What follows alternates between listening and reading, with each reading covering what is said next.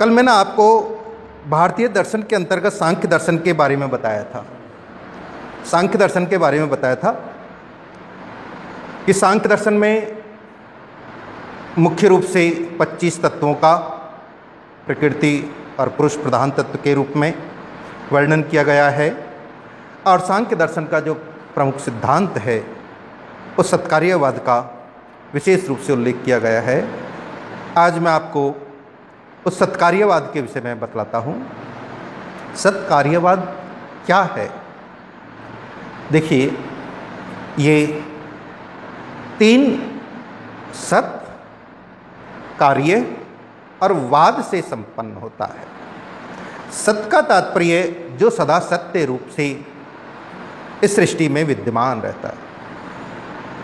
कार्य किस रूप में?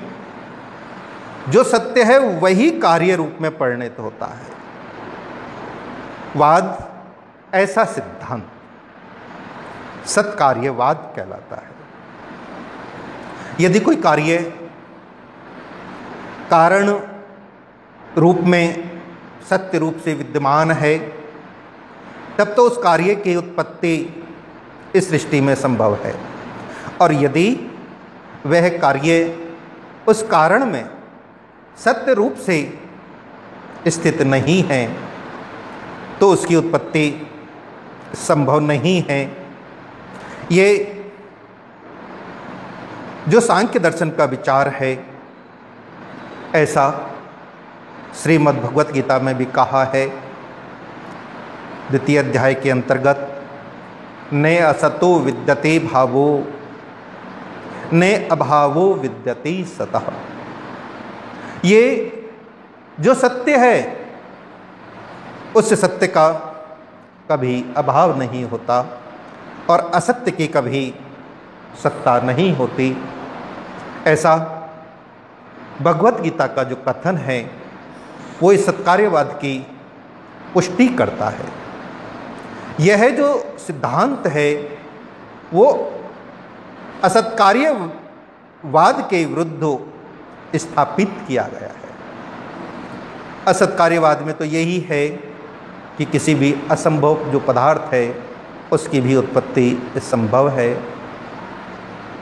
लेकिन यहाँ जो सत्कार्यवाद का सिद्धांत स्थापित किया गया है उसके विषय में सांख्य दर्शन के आचार्य ईश्वर कृष्ण ने अपनी सांख्य कारिका में कहा है, ने कहा है, असत करणात् उपादान ग्रहणात् सर्वसंभवाभावात् शक्त से शक्य करणात् कारण भावात् च सत्कार्य।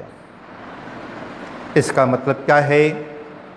असत करणात् पहला बिंदु, दूसरा उपादान ग्रहणात्, तीसरा सर्वसंभवाभावात्, चौथा शक्त से शक्य करणात्, और 5वां कारण भावात्। इन 5 बिंदुओं के अंतर्गत हम इस सत्कार्यवाद को पढ़ते हैं। असत करणात् का तात्पर्य है असत ए करणात्। असत का तात्पर्य जो असत्य है किसी भी कारण में, ए करणात् उसको कभी भी कार्य रूप में परिणत नहीं किया जा सकता। जो सत्य है कारण रूप में उसी को ही कार्य रूप में परिणत किया जा सकता है। जैसे बालू, रेत और सरसों या तिल, इन दोनों को देखें, जो कार्य रूप में जो हमको दिखाई दे रहे हैं, लेकिन वो जो बालू है हम उसको भी पीसना चाहें, तिल या सरसों उसको भी पीसना चाहें, क्योंकि बालू में तो तेल विद्यमान नहीं है ना। जब तेल विद्यमान ही नहीं है तो हम चाहे उसको कितना भी पीसें, क्या उससे तेल की प्राप्ति हो सकती है हमें? कदापि नहीं। लेकिन यदि हम उस सरसों या तिल को पीसें तो निश्चित रूप से उसमें तेल की प्राप्ति की जा सकती है। क्यों? क्योंकि उसमें तेल विद्यमान है। तिल में वह तेल सत्य है, और सत्य है तो पीसने पर वह हमको प्राप्त हो जाता है। इसलिए सांख्य दर्शन का जो सत्कार्यवाद का जो मत है उसमें यह है हमारा असत अकरणात्। जो असत्य है उस कार्य को नहीं किया जा सकता, जो सत्य रूप में विद्यमान है उस कार्य को ही किया जा सकता है। दूसरा बिंदु है उपादान ग्रहणात्। उपादान ग्रहणात् का तात्पर्य क्या है कि जब हम किसी भी कार्य को उत्पन्न करना चाहते हैं तो हमको उसके उत्पन्न करने के लिए उसी से संबंधित जो विशिष्ट साधन है या विशिष्ट कारण है उसी को ही ग्रहण करते हैं, तभी वह कार्य उत्पन्न हो सकता है। जैसे हमको दही जमाना है तो दही जमाने के लिए हमको दूध की आवश्यकता है, क्योंकि वह दूध ही दही रूप में परिणित हो सकता है। यदि हम पानी को दही रूप में जमाना चाहें तो वह कार्य संभव नहीं होता। इसलिए कहा जाता है कि जो कोई भी कार्य जो होता है वो अपनी उत्पत्ति से पूर्व अपने उपादान कारण में वह अव्यक्त अवस्था में विद्यमान रहता है। इसको हम क्या कहेंगे? दूसरा बिंदु उपादान ग्रहणात्। तीसरा बिंदु कौन सा है इसका? सर्व संभवा भावात्। इसका तात्पर्य क्या है कि देखिए दो स्थितियां हैं, एक ओर अनेक कारण हैं, दूसरी ओर अनेक कार्य हैं। ये तो कहा जाता है कि कारण से कार्य की उत्पत्ति होती है, लेकिन क्या हर कारण से ही हर कार्य की उत्पत्ति हो सकती है क्या? नहीं, ऐसा कदापि नहीं हो सकता। जब किसी कारण में कार्य विद्यमान ही नहीं है तो वह कार्य को उत्पन्न नहीं कर सकता। जो कारण जो कार्य है दिखाई दे रहा है वो यदि कारण रूप में विद्यमान है तो ही वह कार्य को उत्पन्न कर सकता है, अन्यथा कारण होने से कार्य उत्पन्न नहीं होता। जैसे यदि हम मिट्टी से कारण रूप में हैं, यदि घड़ा बनाना चाहें तो घड़ा तो बन सकता है, वह घड़ा भी कार्य है। लेकिन उस कारण मिट्टी से यदि कार्य वस्त्र बनाना चाहें तो वस्त्र नहीं बना सकते। तंतु कारण है और घड़ा कार्य है, किंतु उस तंतु से घड़ा बनाना चाहें तो वह घड़ा नहीं बना सकते। इसलिए हर एक कारण से हर एक कार्य की या सभी कार्यों की उत्पत्ति नहीं हो सकती। इससे यह सिद्ध होता है कि जो कार्य जिस कारण से संबद्ध होगा वह कार्य ही उसी कारण से उत्पन्न होगा, दूसरे से नहीं। जैसे मिट्टी से ही घड़ा बनेगा और तंतु से ही वस्त्रों का निर्माण होगा। इसलिए जो अनेक जो कारण हैं उन अनेक प्रत्येक कारण से अनेक कार्य की उत्पत्ति नहीं की जा सकती।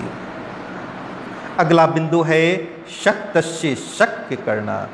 इसका तात्पर्य क्या है कि कारण से ही कार्य की उत्पत्ति होती है, ये तो सत्य है, लेकिन वह कारण क्या कार्य को उत्पन्न करने में समर्थ है? यदि वह कार्य को उत्पन्न करने में समर्थ है तो ही वह कार्य को उत्पन्न कर सकता है। जैसे बालू से तेल निकालना चाहें तो तेल की उत्पत्ति नहीं हो सकती, क्योंकि बालू में तेल उत्पन्न करने की शक्ति नहीं है। लेकिन तिल या सरसों वह तेल उत्पन्न करने में समर्थ है, इसलिए हम तिल से ही तेल की उत्पत्ति कर सकते हैं। इसलिए कहा जाता है कि शक के कारण से ही शक्य कार्य की उत्पत्ति होती है। इसलिए मिट्टी से ही घड़ा और तंतु से ही वस्त्र का निर्माण होता है। अगला बिंदु है आपका कारण भावात्। कारण भावात् दो स्थितियां हैं, कारण और कार्य। कारण अदृश्य रहता है, कार्य दृश्य अवस्था में होता है। लेकिन कोई भी जो कार्य होता है वो कारण अवस्था में अवश्य ही विद्यमान रहता है। इसलिए हम ये कहें कि जैसे तंतु और वस्त्र ये दोनों अलग हैं, लेकिन दोनों का एक दूसरे के बिना अस्तित्व नहीं है, क्योंकि तंतु कारण है और वह वस्त्र कार्य है। वह तंतु है तभी तो वस्त्र का निर्माण हुआ है। ऐसे ही जो घड़ा कार्य रूप में है, कारण मिट्टी है, अब वो एक दूसरे से भिन्न नहीं है, अपितु एक दूसरे का ही रूप है। इससे हम क्या निष्कर्ष निकालते हैं कि कोई भी जो कार्य होता है वह अपने कारण में सत्य रूप से ही विद्यमान रहता है। ये आपका सत्कार्यवाद का सिद्धांत है।